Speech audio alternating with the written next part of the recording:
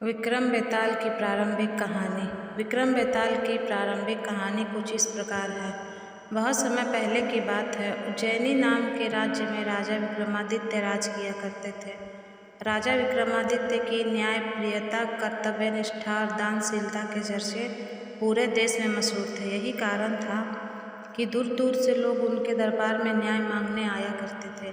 राजा हर दिन अपने दरबार में लोगों की तकलीफ़ों को सुनते और उनका निवारण किया करते थे।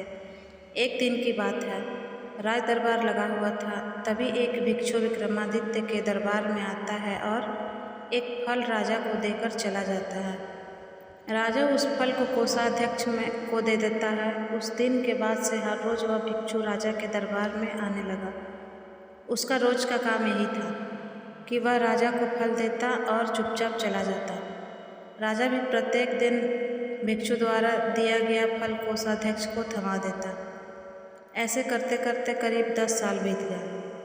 एक दिन जब भिक्षु फिर राजा के दरबार में आकर फल देता है तो इस बार राजा फल कोषाध्यक्ष को न देकर वहाँ मौजूद एक पालतू बंदर के बच्चे को दे देते हैं। यह बंदर किसी सुरक्षाकर्मी का था जो छूटकर अचानक राजा के पास आ जाता है। बंदर जब उस फल को खाने के लिए तोड़ता है तो उस फल के बीच से एक बहुमूल्य रत्न निकलता है। उस रत्न की चमक को देख राज दरबार में मौजूद सभी लोग हैरत में पड़ जाते हैं। राजा भी यह नज़ारा देख आश्चर्य में पड़ जाता है।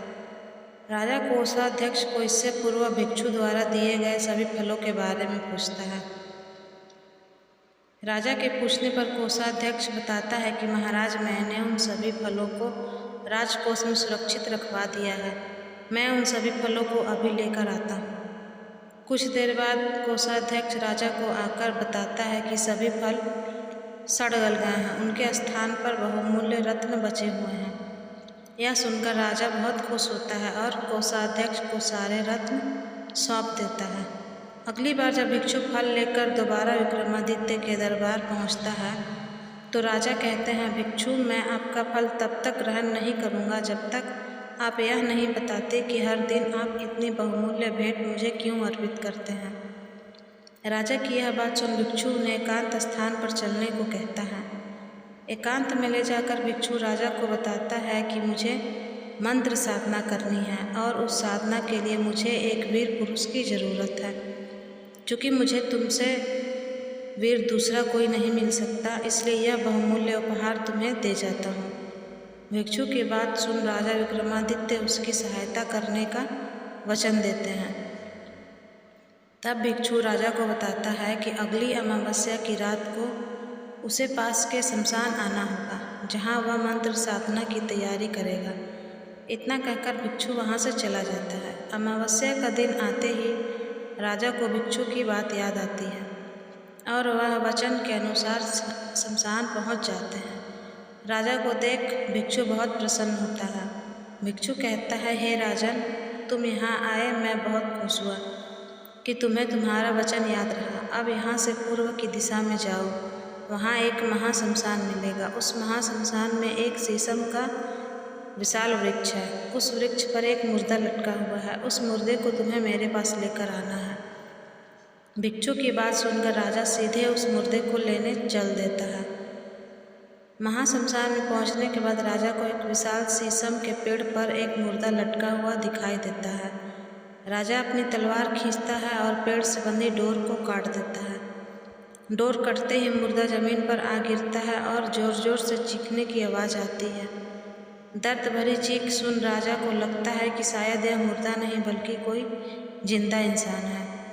थोड़ी देर बाद जब मुर्दा तेजी से हंसने लगता है और फिर पेड़ पर जाकर लटक जाता है तो विक्रम समझ जाता है कि इस मुर्दे पर बेताल चढ़ा है। काफ़ी कोशिश के बाद विक्रम बेताल को पेड़ से उतार अपने कंधे पर टांग लेते हैं। इस पर बेताल विक्रम से कहता है, विक्रम, मैं तेरे साहस को मान गया। तू बड़ा ही पराक्रमी है। मैं तेरे साथ चलता हूँ, लेकिन मेरी एक शर्त है कि पूरे रास्ते में तू कुछ नहीं बोलेगा। विक्रम सिर हिलाकर हाँ में बेताल की बात मान लेता है।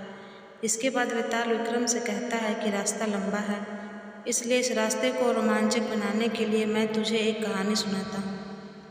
तो यह थी विस्तार से राजा विक्रम, योगी और बेताल की आरंभिक कहानी। यहीं से शुरू होता है बेताल पचीसी की 25 कहानियों का सफ़र, जो बेताल एक एक करके विक्रम को सुनाता है। कहानियों के विक्रम बेताल के इस भाग में आपको बेताल पचीसी की सभी कहानियाँ एक साथ पढ़ने को मिलेंगी। इस कहानी से हमें यह सीख मिलती है कि एक राजा को हमेशा विक्रमादित्य की तरह साहसी और पराक्रमी होना चाहिए, तभी वह अपनी प्रजा की रक्षा कर सकता है।